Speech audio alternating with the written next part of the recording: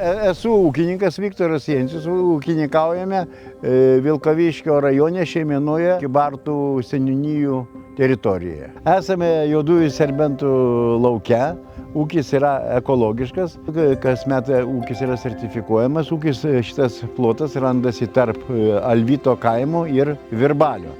Dabar toliau grįžtame prie juodųjų serbentų. Juodieji serbentai auginami ekologiškai, jie aišku neduoda tokio įprastinio derlingumo, po 4-5 tonas, kai kurie, kaip paprastai augina, ten visokių rekordų vaikosi. Čia tokių dalykų nėra, viskas labai kaip ir paprastame ūkyje priklauso nuo oro sąlygų.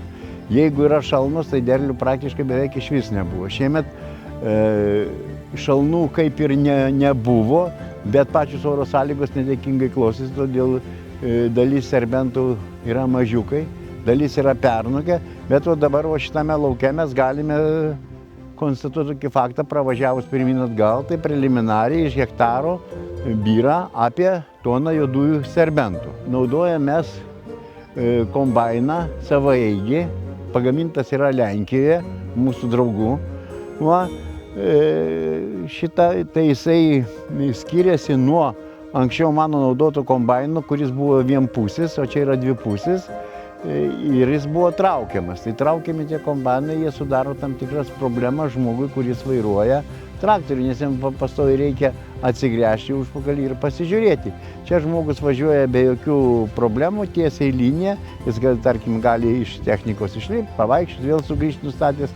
Vienu žodžiu, yra žymiai patogiau ir derlius yra surenkamas didesnis, nes kada lenkiama iš vienos pusės, tai šaka apdaužoma, nulenkiama, dalis šakų kartais yra netikslinga, antrą kartą kitą pusę važiuoti, tai derlius dalis ir lieka vienoje pusėje. O čia nuima iš abiejų pusių automatiškai derlingumas, sakykime, jisai padidėja.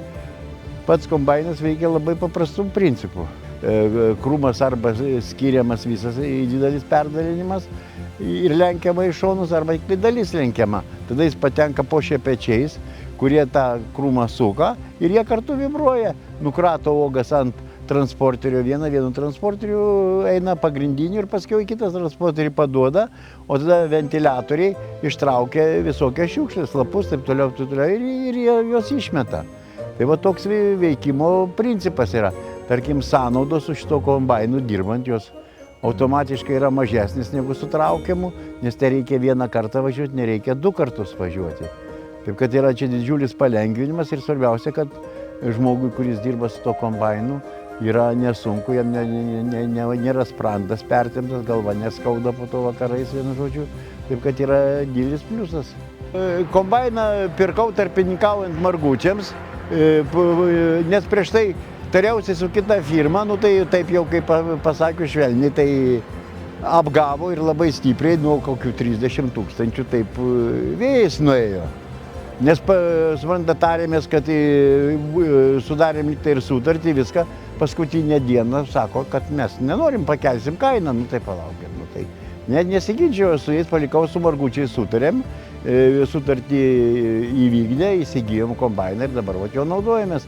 Taip kad rekomenduoju labai pasižiūrėti, kas su kuo tarėsi, kad žmonės laikytųsi savo žodžio. Ne tai, kad sutartį pasirašo, o po to sako, žinai, mes kainą pakėlėm. Nes tokie laikai, tai laikai, man atrodo, visiems vienodi.